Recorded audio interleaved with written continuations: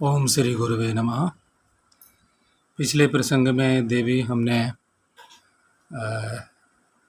दो शिष्यों की कथा कही थी। इस प्रसंग के अंतर्गत की पहली बार महाभारत कथा प्रकाश में कैसे आई और बिना पढ़े, बिना कुछ अन्य अभ्यास किए हुए, योगाभ्यास किए हुए शिष्यों में केवल गुरु सेवा मात्र से, अर्थात सिद्ध योगी गुरु की सेवा करने मात्र से संपूर्ण ईश्वरीय शक्तियाँ वरदान द्वारा कैसे उनकी चेतना में प्रकट हो गईं। तो हम आगे बढ़ते हैं। उन्हीं के तीसरे शिष्य थे, अहोधौम्य ऋषि के तीसरे शिष्य थे वेद।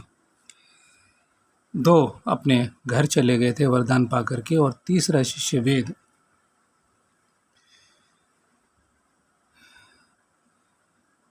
उन्हें उपाध्याय ने आज्ञा दी, वत्स वेद, तुम कुछ काल तक यहाँ मेरे घर में निवास करो, सदा शुश्रूषा में लगे रहना, इससे तुम्हारा कल्याण होगा। वेद बहुत अच्छा कहकर गुरु के घर पे रहने लगा। उन्होंने दीर्घ काल तक गुरु की सेवा की। गुरुजी उन्हें बैल की तरह सदा भारी बोझ ढोने में लगाए रखते थे, और वेद सर्दी, गर्मी तथा भूख प्यास कष्ट सहन करते हुए सभी अवस्थाओं में गुरु के अनुकूल ही रहते थे। इस प्रकार जब बहुत समय बीत गया, तब गुरुजी ने उन पर पूर्ण संतुष्ट होकर गुरु के संतोष से वेद ने श्रेय तथा सर्वज्ञता प्राप्त कर ली। तदंतर उपाध्याय की आज्ञा होने पर वेद समावर्तन संस्कार के पश्चात स्नातक होकर गुरुगृह से लौटे। घर आकर उन्होंने गृहस्थाश्रम में प्रवेश किया। अपने घर में निवास करते समय आचार्य वेद के पास 3 शिष्य रहते थे, किंतु वे काम करो अथवा गुरु सेवा में लगे रहो इत्यादि रूप से किसी प्रकार का आदेश अपने शिष्यों को नहीं देते थे, क्योंकि गुरु के घर में रहते हुए छात्रों को जो कष्ट सहन करना पड़ता है उससे वे परिचित थे। इसलिए उनके मन में अपने शिष्यों को क्लेशदायक कार्य में लगाने की कभी इच्छा नहीं होती थी। एक समय की बात है, ब्रह्मवेत्ता आचार्य वेद के पास आकर जन्मेजय और पौष्य नाम वाले 2 क्षत्रियों ने उनका वरण कर लिया और उन्हें अपना उपाध्याय बना लिया। तदंतर एक दिन उपाध्याय वेद ने यजमान के कार्य से बाहर जाने के लिए उद्यत होकर उत्तंक नाम वाले शिष्य को अग्निहोत्र आदि के कार्य में नियुक्त किया और कहा, वत्स उत्तंक, मेरे घर में मेरे बिना जिस किसी वस्तु की कमी हो जाए उसकी पूर्ति तुम कर देना, ऐसी मेरी इच्छा है। उत्तंक को ऐसा आदेश देकर आचार्य वेद बाहर चले गए। उत्तंक गुरु की आज्ञा का पालन करते हुए सेवा परायण हो गुरु के घर में रहने लगे। वहां रहते समय उन्हें उपाध्याय के आश्रम में रहने वाली सभी स्त्रियों ने मिलकर बुलाया और कहा, तुम्हारी गुरुपत्नी रजस्वला हुई हैं और उपाध्याय परदेश गए हैं। उनका यह ऋतुकाल है, जिस प्रकार निष्फल न हो वैसा करो, इसलिए गुरुपत्नी बड़ी चिंता में पड़ी हैं। ऋतुकाल यानी मासिक धर्म का काल, जो हर महीने मेंसेस होता है, और ये प्राचीन काल में ऋषि लोग ऋतुकाल में ही समागम अपनी स्त्री से करते थे, और उसी समय में यदि अपना ब्रह्मचर्य खंडित करना है एक किसी सुयोग्य संतान के लिए, तब वो करते थे, अन्यथा ब्रह्मचर्य का पालन करते थे। तो वो ऋतुकाल इतना महत्वपूर्ण था। यह सुनकर उत्तंक ने उत्तर दिया, मैं स्त्रियों के कहने से यह न करने योग्य निंद्य कर्म नहीं कर सकता। उपाध्याय ने मुझे ऐसी आज्ञा नहीं दी है कि तुम न करने योग्य कर्म भी कर डालना। तो यहाँ बताया जाए कि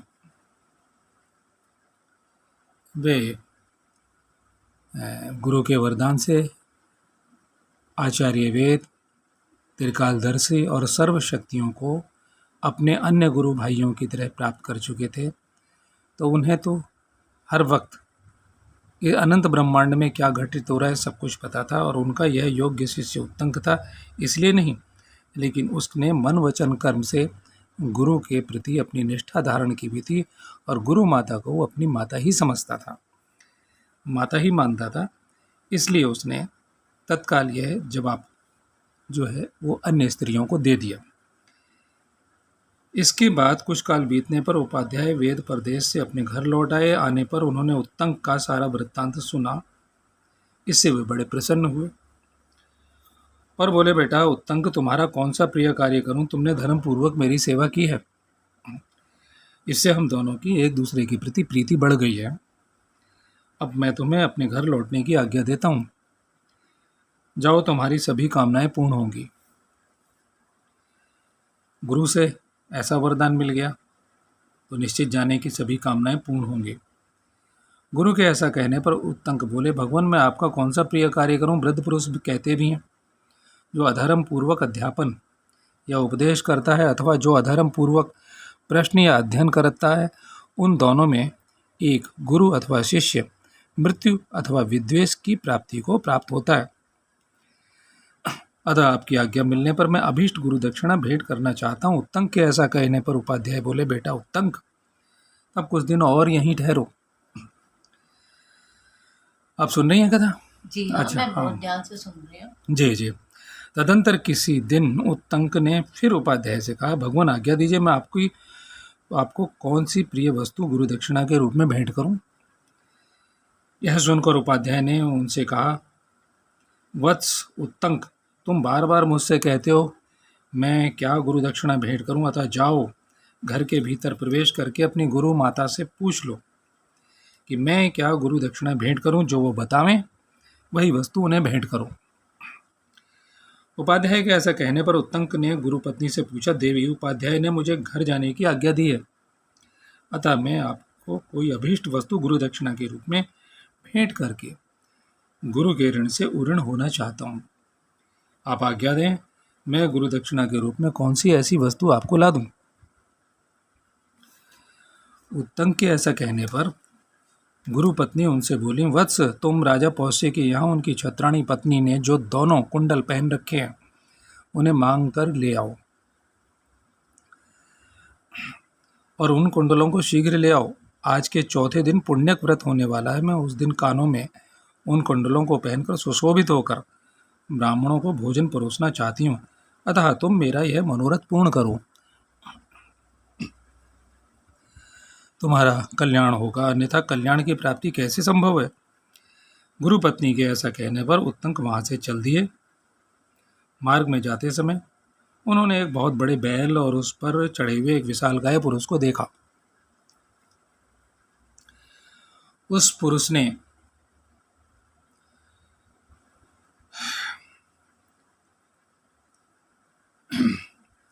उत्तंक से कहा, उत्तंक, तुम इस बैल का गोबर खा लो। किंतु उसके ऐसा कहने पर भी उत्तंक को वह गोबर खाने की इच्छा नहीं हुई। तब वह पुरुष फिर उनसे बोल उठा, उत्तंक, खा लो, विचार न करो, तुम्हारे उपाध्याय ने भी मुझसे इससे पहले इसे खाया था। उसके पुनः इस प्रकार कहने पर उत्तंक ने बहुत अच्छा कहकर उसकी बात मान ली और उस बैल के गोबर को तथा मल मूत्र को तथा गोबर तथा मूत्र को खा पीकर उतावली के कारण खड़े खड़े ही आचमन किया। फिर वे चल दिए। जहां वे क्षत्रिय राजा पौष्य रहते थे, वहां पहुंचकर उत्तंक ने देखा वे आसन पर बैठे हुए हैं। तब उत्तंक ने उनके समीप जाकर आशीर्वाद से उन्हें प्रसन्न करते हुए कहा, राजन, मैं याचक होकर आपके पास आया हूँ। राजा ने उन्हें प्रणाम करके कहा, भगवान, आपका सेवक पौष्य हूँ, कहिए किस आज्ञा का पालन करूँ? उत्तंक ने पौष्य से कहा, राजन, मैं गुरु दक्षिणा के निमित्त 2 कुंडलों के लिए आपके यहाँ आया हूँ। आपकी छत्राणी ने जिन्हें पहन रखा है, उन्हीं दोनों कुंडलों को आप मुझे दे दें, यह आपके योग्य कार्य है। यह सुनकर पौष्य ने उत्तंक से कहा, ब्राह्मण, आप अंतापुर में जाकर छत्राणी से वे कुंडल मांग लें। राजा के ऐसे कहने पर उत्तंक ने अंतापुर में प्रवेश किया, किंतु वहां उन्हें छत्राणी दिखाई नहीं दी। तब वे पुनः राजा पौष्य के पास आकर बोले, राजन, आप मुझे संतुष्ट करने के लिए झूठी बात कहकर मेरे साथ छल करें, ये बात आपको शोभा नहीं देती। आपके अंतःपुर की में छत्राणी नहीं है, क्योंकि वहां वे मुझे दिखाई नहीं देती हैं।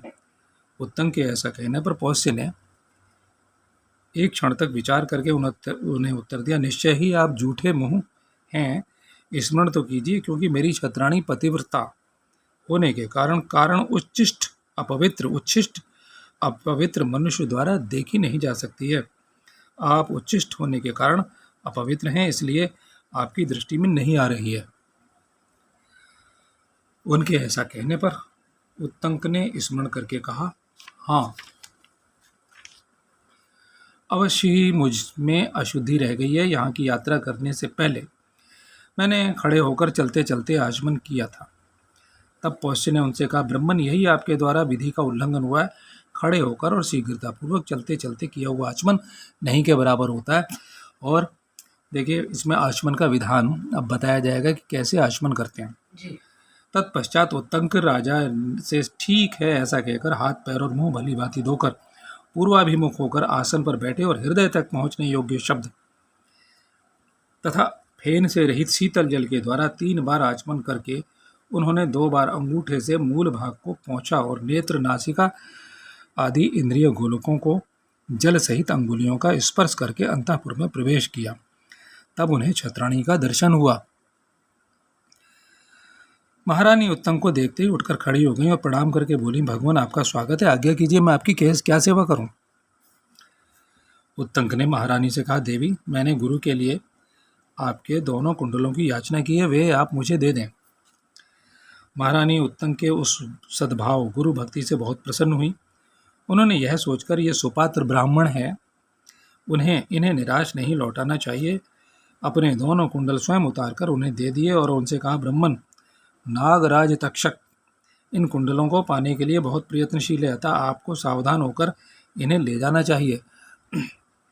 ये कुंडल बड़े गुणवान और अनुपम सिद्धियों से संपन्न थे, बहुत शक्ति और सिद्धियों से संपन्न थे, जिसके कारण नागराज तक्षक भी इसे लेना चाहते थे।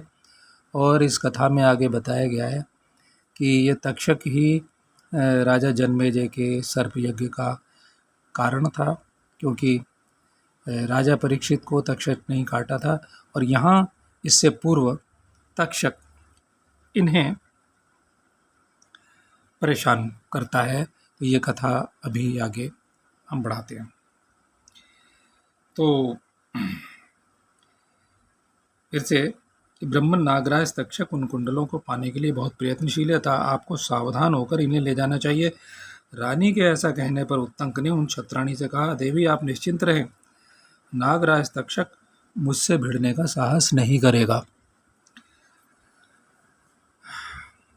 महारानी से ऐसा कहकर उनसे आज्ञा लेकर उत्तंक राजा पौष्य के निकट आए और बोले, महाराज पौष्य, मैं बहुत प्रसन्न हूँ और आपसे विदा लेना चाहता हूँ। यह सुनकर पौष्य ने उत्तंक से कहा, भगवान, बहुत दिनों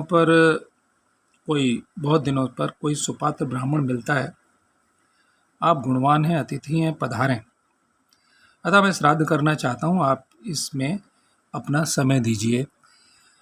एक बार मैं देवी आपसे जिक्र कर चुका हूँ कि शास्त्रों में ऐसा कहा गया है कि 10,000 ब्राह्मण जो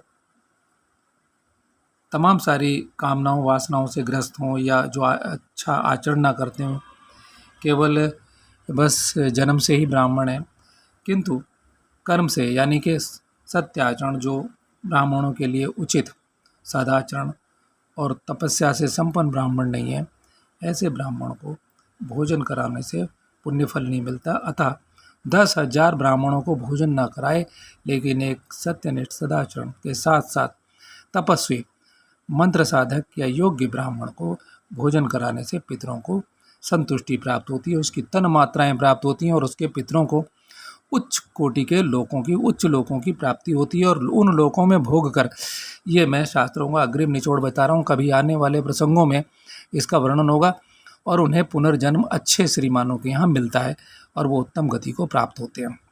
खैर, प्रणाम करते हुए तनिक हमने ये श्राद्ध विषय में थोड़ा बोल दिया। उस तब उत्तंक ने राजा से कहा, मेरा समय तो दिया ही जा चुका है, यानी दिया ही हुआ है आपको, किंतु मैं शीघ्रता चाहता हूँ। आपके यहाँ जो शुद्ध एवं सुसंस्कृत भोजन तैयार हो उसे मंगाइए। राजा ने बहुत अच्छा कहकर जो भोजन सामग्री प्रस्तुत की उसके द्वारा उन्हें भोजन कराया। परंतु जब भोजन सामने आया तब उत्तंक ने देखा उसमें बाल पड़ा हुआ है और वो ठंडा हो चुका है। फिर तो यह अपवित्र अन्न है, ऐसा निश्चय करके वे राजा पौष्य से बोले, आप मुझे अपवित्र अन्न दे रहे हैं, अतः आप अंधे हो जाएंगे। तब पौष्य ने भी उन्हें शाप के बदले शाप देते हुए कहा, आप शुद्ध अन्न को भी दूषित बता रहे हैं, अतः आप भी संतानहीन हो जाएंगे। तब उत्तंक राजा पौष्य से बोले, महाराज, अपवित्र अन्न देकर फिर बदले में शाप देना आपके लिए कदापि उचित नहीं है। अतः पहले अन्न को ही प्रत्यक्ष देख लीजिए। अतः तब पौष्य ने उस अन्न को अपवित्र देखकर उसकी अपवित्रता के कारण का पता लगाया। वह भोजन खुले केश वाली स्त्री ने तैयार किया था, अतः उसमें केश पड़ गया था। देर का बना होने के कारण वह ठंडा भी हो गया था, इसलिए वह अपवित्र है। इस निश्चय पर पहुंचकर राजा ने उत्तंक ऋषि को प्रसन्न करते हुए कहा, भगवान, यह केश युक्त और शीतल अन्न अनजान में आपके पास लाया गया, अतः इस अपराध के लिए मैं आपसे क्षमा मांगता हूँ। आप ऐसी कृपा कीजिए जिससे मैं अंधा न हो। तब उत्तंक ने राजा से कहा, राजन, मैं झूठ नहीं बोलता। देखिए, वाणी में सत्य है, वो गुरु का वरदान है। अतः वो कहते हैं कि आप पहले अंधे होकर फिर थोड़े ही दिनों में इस दोष से रहित हो जाएंगे। अब आप भी ऐसी चेष्टा करें जिससे आपका दिया हुआ शाप मुझ पर लागू न हो। यह सुनकर पौष्य ने उत्तंक से कहा, मैं शाप को लौटाने में असमर्थ हूँ, मेरा क्रोध अभी तक शांत नहीं हो रहा है। क्या आप नहीं जानते हैं कि ब्राह्मण का हृदय मक्खन के समान मुलायम और जल्दी पिघलने वाला होता है, केवल उसकी वाणी ही तीखी होती है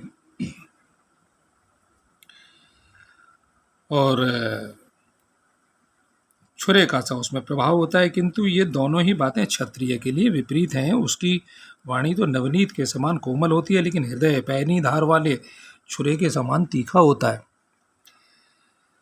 और अतः ऐसी दशा में कठोर हृदय होने के कारण मैं उस शाप को बदलने में असमर्थ हूँ, इसलिए आप जाइए। तब उत्तंक बोले, भगवान, राजन, आपने अन्न की अपवित्रता देखकर मुझसे क्षमा के लिए अनुनय विनय की है, किंतु पहले आपने कहा था कि तुम शुद्ध अन्न को दूषित बता रहे हो, इसलिए संतानहीन हो जाओगे। इसके बाद अन्न का दोष युक्त होना प्रमाणित हो गया, अतः आपका यह शाप मुझ पर लागू नहीं होगा।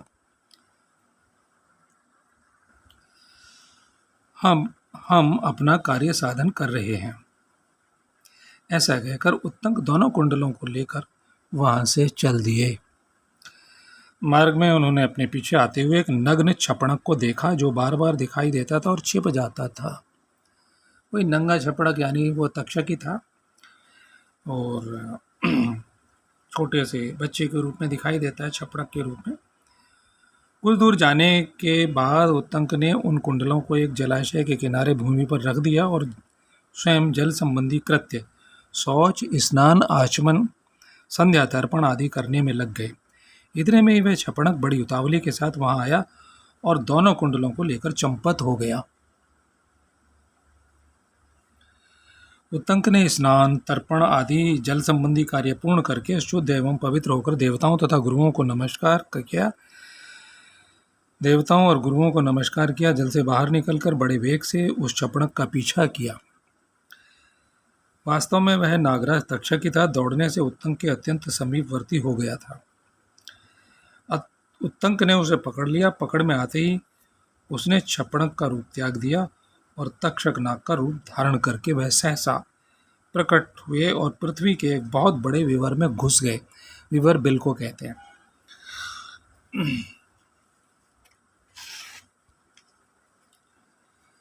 बिल में प्रवेश करके वह नागलोक में अपने घर चला गया। तदंतर उस छत्राणी की बात का स्मरण करके उत्तंक ने नागलोक तक उस तक्षक का पीछा किया। पहले तो उन्होंने उस विवर में अपने डंडे की लकड़ी से खोदना प्रारंभ किया, किंतु इसमें उन्हें सफलता न मिली। उस समय इंद्र ने उन्हें क्लेश उठाते देखा तो उनकी सहायता के लिए अपना वज्र भेज दिया। उन्होंने वज्र से कहा, जाओ इस ब्राह्मण की सहायता करो। तब वज्र ने डंडे की लकड़ी में प्रवेश करके उस बिल को विदीर्ण कर दिया। इससे पाताल लोक में जाने का मार्ग बन गया।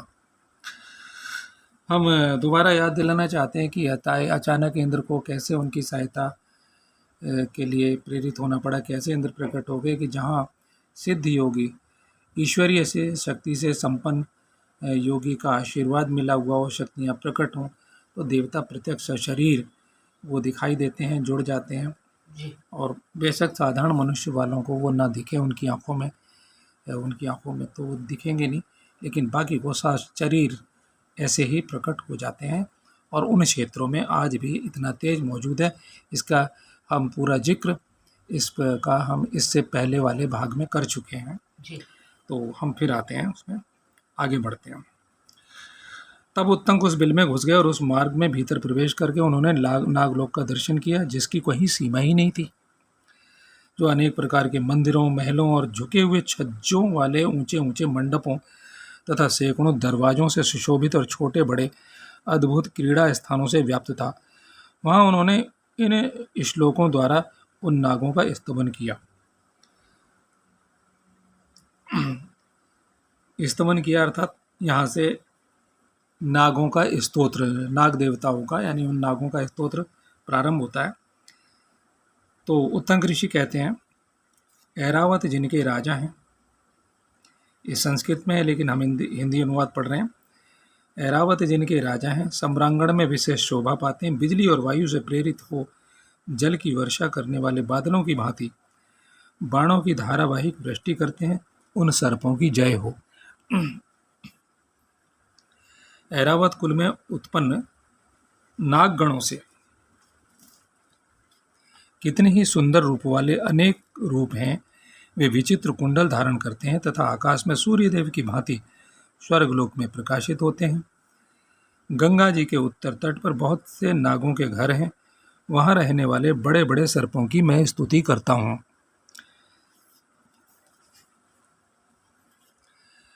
ऐरावत नाग के सिवा दूसरा कौन है जो सूर्य देव की प्रचंड किरणों के सैन्य में विचरने की इच्छा कर सकता है। ऐरावत के भाई धृतराष्ट्र तब सूर्य देव के साथ प्रकाशित होते हैं और चलते हैं। उस समय 28,008 सर्प सूर्य के घोड़ों की बागडोर बनकर जाते हैं, जो इनके साथ जाते हैं और जो दूर के मार्ग पर जा पहुँचे हैं। ऐरावत उन सभी छोटे बंधुओं को मैंने नमस्कार किया है, जिनका निवास सदा कुरुक्षेत्र और खांडव वन रहा है। उन नागराज तक्षक की मैं कुंडलों के लिए स्तुति करता हूँ। तक्षक और अश्वसेन, ये दोनों नाग सदा साथ विचरने वाले हैं।